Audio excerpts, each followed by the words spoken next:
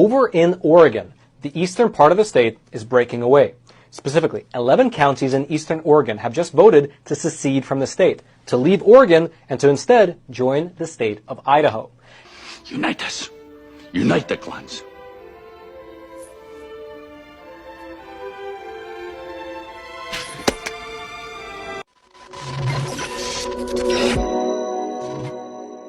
What's up, guys? It's your boy Benny. You know, states with massive population centers are a very funny thing because those small areas with densely packed people can actually make a great state, a beautiful state, a peaceful state into a hellscape. Just ask Illinois, for instance, with Chicago, or ask anyone from upstate New York about what they think of Manhattan, and you'll find out. Well, now one state which has a problem with a rat, homeless, crime-infested single city that makes the entire state a putrid hellscape, Oregon, is going to do something about it. They want to create something called Greater Idaho. A ton of Oregon counties wish to create the Greater Idaho bill and change the Oregon border. This is now past the Idaho State House. This is happening, ladies and gentlemen. Check this out. House members in the Idaho legislature voted for the Greater Idaho movement this week. The approval means the Idaho representatives want to begin talks about relocating Oregon-Idaho borders, which is something that many people in eastern Oregon have been wanting for quite a long time. The Greater Idaho movement proposed that nearly everything east of the Cascades, except Bend, become part of Idaho. Currently, there are 11 Oregon counties supporting the move. So this has gotten real. Why would these people want to move to Idaho? Well, because Idaho is run by sane people, presumably, and Oregon's run by insane people who are suicidal and deadly. Oregon is a terrible place to live. This is what the map would look like with Greater Idaho. 11 Oregon counties have directed their local officials to explore seceding from Oregon and joining Idaho. Check it out. So this would be like sort of the new boundaries here for Idaho. Idaho's a very pretty place. Very nice place. Oregon, you can see like sort of the map of Oregon here. You have Portland up here, which is your problem. You have some like sort of liberal places along the coast here. I've been to Oregon a couple times. Nice. Except for Portland, which is a hellscape.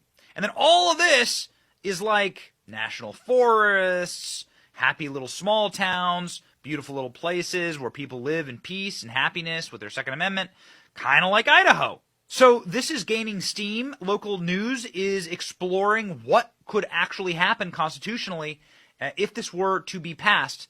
Believes that if you've lived in Oregon for any amount of time, you can see the east side of the state can be quite different than the west. For a very long time, there's been this urban-rural divide, and people on the east side of the state have felt like their state-level government has not heard them, has not understood their way of life, their values, their problems. And that's why, a couple years back, a group of people began discussing a new idea. We started going county by county in eastern Oregon and asking voters directly, do you want your elected leaders to look into moving the border? McCaw, a spokesperson for the Greater Idaho movement, says their plan was originally met with skepticism. When we started this 2 years ago, I would get that a lot, like, well, this will never happen. Why are you wasting your time? But he says that sentiment is changing. Several eastern Oregon counties voted to discuss moving the border, and now resolutions are up for a vote in both the Oregon and Idaho legislatures. Nice. In Idaho Wednesday, the House approved the measure following testimony this week. We want to see the kind of law that reflects faith, family, moral virtue, self-reliance, hard work. The things that Idaho is based on. Why wouldn't we at least want to have a conversation about increasing the size of our state? Not everyone was in favor, as expressed by the House Minority Leader. Have got to learn to get along better and work together better. The answer cannot be to just start carving up the country and redrawing lines that have been in place for a century or more just so that we can only be surrounded by people that perfectly agree with us. The vote itself doesn't change the border. Full approval by both chambers in both states simply opens the door for serious conversation, but between the two states about moving the border. I think people in the metropolitan areas tend to look at it in the paper and get a good chuckle out of it. But the fact of the matter is people in Eastern Oregon are dead serious. Former candidate for Governor Betsy Johnson is now a KGW political analyst. She says while it's far from a done deal, the discussion of Greater Idaho raises real questions and concerns. Quit treating the symptoms, get at the root problem, and try to figure out why would a portion of Oregon want to leave here? What has made it so bad that they are prepared to go through the administrative and expense and political hassle of trying to separate a piece of Oregon and move it into Idaho?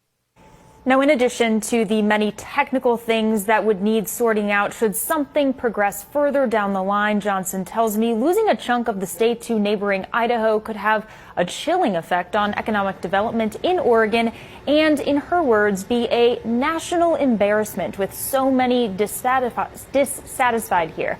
To be clear, even if we get to the point where both state legislatures agree on moving the border, Congress must also approve it. Nice. Okay, well, Republicans control Congress, so that's awesome.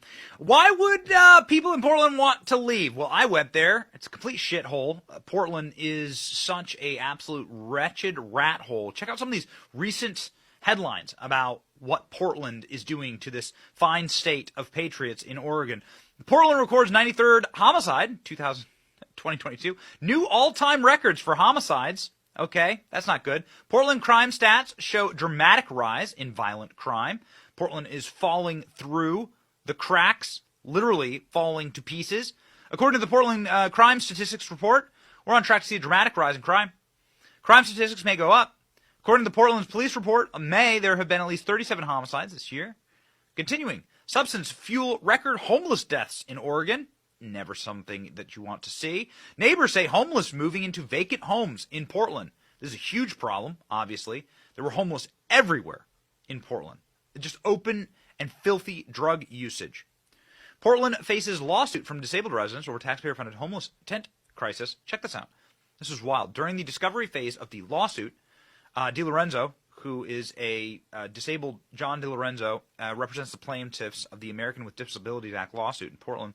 So this is the lawyer, says he learned that the county that has Portland in it, Joint Office of Homeless Services paid $2 million for 22,000 new tents and 70,000 tarps. So they're giving out tents and tarps to homeless people. It also revealed that this service had virtually no accounting for who eventually received the tents or whether it was set up. Mayor Ted Wheeler spokesperson Cody Bowman said the cost is justified. We have 800 self-sited sanctuary campsites. 800 campsites. Got it. Got it. So you have 800 homeless campsites. Do you even have 800 private residences in Portland? So yeah, people, don't let this rot go to the nice parts of your state. And more importantly, don't let your state be utterly overrun by these maniacs, these suicidal lunatics who want to make your lives much worse. It takes away from your power in Congress.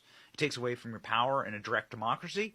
And we can vote with our feet and vote with our cash. And the best way to do that would be to actually literally secede from these wretched places. New York should do the same thing, and Illinois should do the same thing. It's great. Like 95% of Illinois, this is the part of the country where I was raised, 95% of Illinois would vote to kick out Chicago in a heartbeat. Trust me. Mark my words. They don't give a damn about the Bulls or the Bears. They would be done with Chicago. They'd join Iowa in a heartbeat. So do it. This would be fun. These are fun experiments in democracy. What do you think, ladies and gentlemen? Should we create Greater Idaho? I think that'd be dope. I'd be the first one to visit. I'd be an ambassador. I'd be a free ambassador for Greater Idaho. Let me know what you think in the comment section. Let me know if you live in Idaho or in Oregon and if you want to see this happen. I am for a betterment of America. We love this place a lot. That's why we fight for it right alongside with you. My name's Benny Johnson. See ya.